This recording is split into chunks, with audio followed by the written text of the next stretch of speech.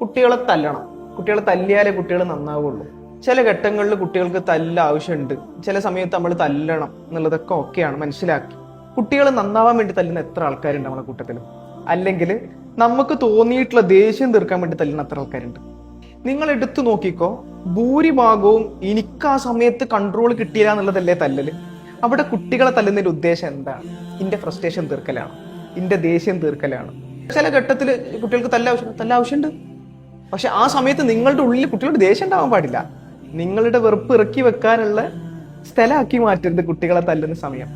അങ്ങനെ തല്ലിക്കഴിഞ്ഞാൽ കുട്ടികൾ ഇത് വെറുപ്പ് തീർക്കുന്ന ഒരു സാധനമായിട്ട് മാത്രമേ മനസ്സിലാക്കുള്ളൂ. ഒരു ഉദാഹരണം പറഞ്ഞു കഴിഞ്ഞാൽ ഇത്രേ ഉള്ളൂ.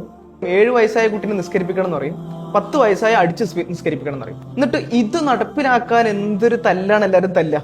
ഇതേ പ്രവാചകൻ പറഞ്ഞ ബാക്കിയുള്ള കാര്യങ്ങൾ മുഴുവൻ ചെയ്ത് കഴിഞ്ഞോ നമ്മള് കുട്ടികളെ തലയിലേക്ക് കയറാൻ?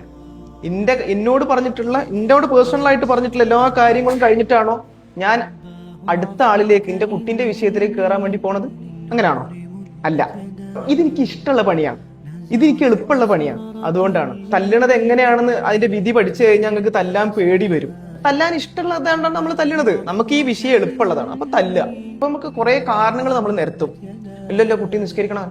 ഞാൻ ചോദിക്കട്ടെ, ഒരൊറ്റ ചരിത്രം നിങ്ങൾക്ക് കാണിച്ചു തരാൻ പറ്റുമോ? പ്രവാചകൻ കുട്ടികളെ തല്ലി നമസ്കരിപ്പിച്ചതായിട്ടോ പ്രവാചകൻ കുട്ടികളെ തല്ലിയതായിട്ടോ കാണിക്കാൻ പറ്റുമോ?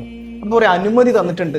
ആ അനുമതി എങ്ങനെയാണെന്നൊന്ന് പഠിച്ചു കഴിഞ്ഞാൽ ഈ തല്ലുന്ന രീതിയൊക്കെ മാറും. അവനവനെയാണ് ആദ്യം നമ്മൾ ശരിയാക്കേണ്ടത്. ഞാൻ എന്നെ പൂർണ്ണമായിട്ട് പ്രവാചകന്റെ ചര്യ ക്ലിയർ ആക്കിയിട്ടുണ്ടോ? നമ്മൾ കുട്ടികൾക്ക് പൂർണ്ണമായിട്ടും മാതൃകയാണോ? അല്ല. നമ്മൾ എല്ലാ പ്രശ്നങ്ങളും കാണിക്കും, എന്നിട്ട് കുട്ടി നിസ്കരിച്ചില്ല എന്ന് പറഞ്ഞ് തല്ലും. നമ്മൾ വീട്ടിലിരുന്ന് പരിദോഷണം പറയും, കുട്ടി നിസ്കരിച്ചില്ല എന്ന് പറഞ്ഞ് തല്ലും. ഇതിൽ എവിടെ ഉണ്ട് ശരി? പലപ്പോഴും എനിക്ക് തോന്നിയിട്ടുണ്ട് പല ആൾക്കാരും അടിക്കുന്നത് അവരവരുടെ ദേഷ്യം തീർക്കാനാണ്.